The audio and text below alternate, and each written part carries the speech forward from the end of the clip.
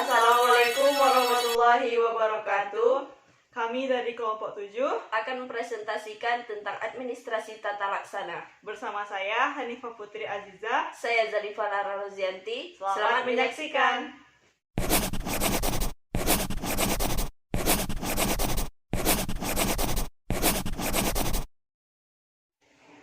Yang pertama adalah pengertian administrasi tata laksana. Tentunya sebelum kita membahas lebih jauh, kita harus mengetahui apa itu administrasi tata laksana. Nah, yang pertama adalah pengertian dari administrasi pendidikan.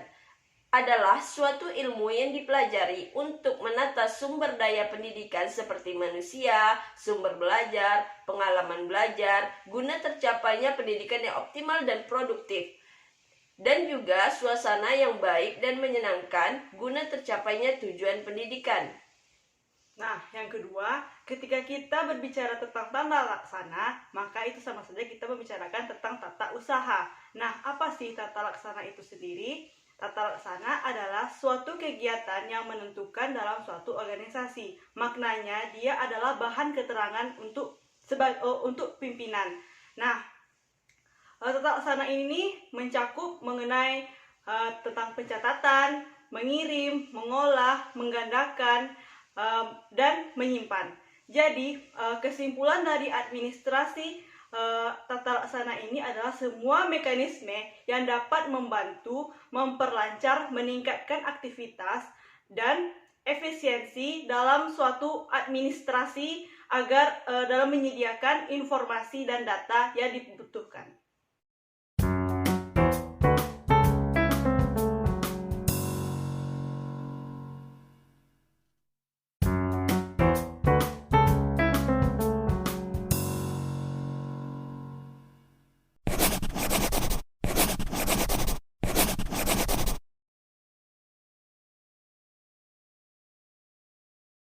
Nah, yang kedua adalah tujuan administrasi tata laksana. Yang pertama adalah terhadap administrasi peserta didik apa-apa saja, yaitu bertujuan untuk melancarkan seluruh kegiatan tulis-menulis yang akan dilakukan secara administrasi oleh peserta didik. Yang kedua, terhadap administrasi personal. Tujuannya itu sama dengan administrasi peserta didik, yang di dalamnya mencakup tentang pendaftaran, lamaran, penaikan pangkat atau jabatan, sampai pensiun. Nah, tujuan yang ketiga adalah terhadap administrasi kurikulum. Tujuannya agar seluruh perencanaan, pelaksanaan, evaluasi kurikulum berjalan lebih efektif dan optimal. Yang keempat, terhadap administrasi sarana dan prasarana. Tugas-tugas dalam menentukan perencanaan penggandaan, prakualifikasi, pengadaan, sampai penghapusan. Tujuan yang kelima adalah terhadap administrasi biaya. Administrasi biaya itu seperti perencanaan, anggaran, pengisian buku kas, serta pembukuan. Sedangkan tugas dari tata laksana sendiri adalah pengetikan daftar gaji. Yang tujuan yang keenam adalah terhadap tata laksana itu sendiri. Tugasnya ada menerima, mengagenda, menggandakan, memproses, dan mengirim surat yang dilakukan oleh tata laksana itu sendiri. Nah, tujuan yang ketujuh adalah administrasi organisasi yang bertugas untuk menggambarkan struktural organisasi dari tingkat sekolah regional hingga tingkat nasional dan disebarkan dengan jasa tata laksana. Yang kedelapan, terhadap administrasi humas. Adapun tugas dan tujuan dari administrasi humas, yang pertama pembuatan program, evaluasi, sampai tindak lanjut yang dilakukan oleh administrasi humas itu sendiri. Tujuan yang terakhir adalah terhadap supervisi pendidikan yang bertugas seperti pembuatan format-format supervisi, undangan rapat, penempelan, pengumuman, pengetikan, dan yang lainnya.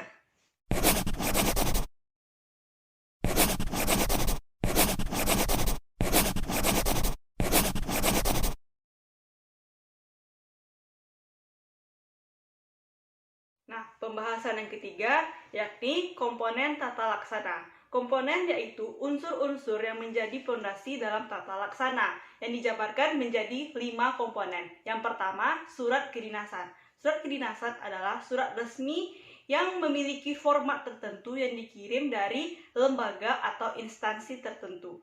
Yang kedua, ada yang namanya nota dinas. Nah, nota dinas ini adalah salah satu alat komunikasi antar pejabat atau unit organisasi yang bersifat keputusan atau penjelasan. Memorandum atau memo. Ini nih alat komunikasi antar lembaga yang sifatnya tidak formal dan dapat diketik atau ditulis tangan. Nah, yang keempat, ada yang namanya surat pengantar. Dipergunakan untuk mengantar sesuatu, bersifat lembar-lembar atau formulir-formulir. Yang kelima, surat edaran. Surat edaran ini tidak mengandung kebijakan publik apapun, melainkan hanya mengandung tentang penjelasan atau petunjuk tentang tata cara pelaksanaan peraturan.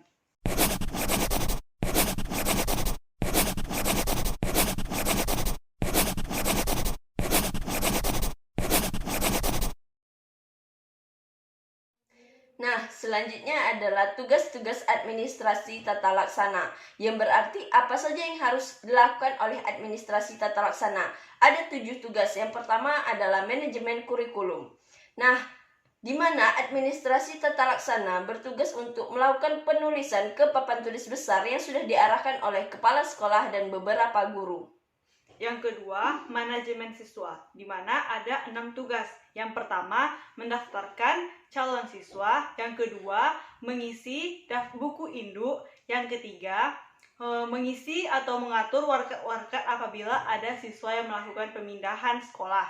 Yang keempat, yakni mengisi buku presensi atau keterangan kehadiran siswa. Yang kelima, mengatur tata ruang seperti laboratorium, kelas, atau ruang belajar lainnya. Yang keenam adalah membuat laporan berupa data atau grafik sebagai bentuk dalam keadaan siswa, seperti itu. Nah, tugas yang ketiga adalah manajemen personil. Manajemen personil itu bertugas yang pertama adalah menyiapkan belangko-belangko pegawai. Yang kedua adalah membantu kepala sekolah dalam menyusun laporan statistik pegawai, administratif, dan edukatif. Yang ketiga adalah menyalin surat-surat keputusan dan beberapa tugas-tugas dari manajemen personil lainnya. Yang keempat adalah penataan investasi sekolah, di mana tugasnya berupa pencatatan keluar masuknya barang, penyimpanan, dan pemeliharaan.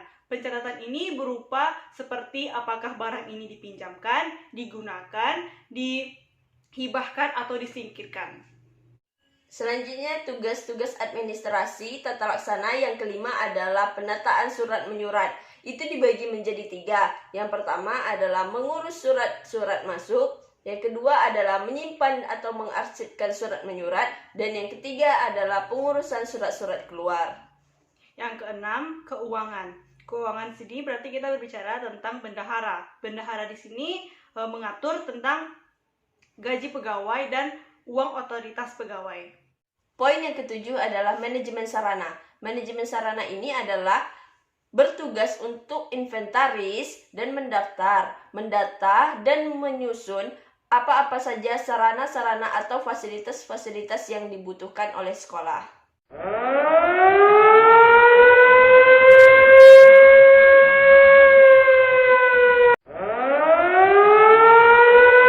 Nah, karena kita sudah berada di ujung presentasi, mari kita buat kesimpulan menurut versi saya dan juga Zarifah.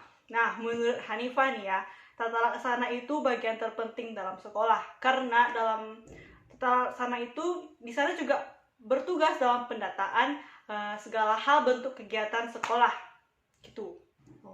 Jadi itu menurut Hanifah ya teman-teman. Betul. Nah, jadi kalau menurut Zarifah sendiri, bahwa kegiatan administrasi tata laksana sendiri itu mengatur tentang surat menyurat yang masuk dan keluar serta menunjang seluruh proses surat menyurat seperti dalam membantu kepala sekolah juga untuk melaporkan statistik pegawai. Benar-benar. Nah, itulah tadi kesimpulan yang bisa kami dapatkan dan beberapa presentasi yang sudah kami tampilkan kepada teman-teman semua. Apabila ada kesalahan dalam penyampaian kata, mohon dimaafkan. Karena kami juga dalam proses pembelajaran, kami juga butuh saran dari teman-teman semua. Benar sekali. Sekian dari kami. Wabillahi taufiq wal hidayah. Wassalamualaikum warahmatullahi wabarakatuh. Hidup mahasiswa. Hidup.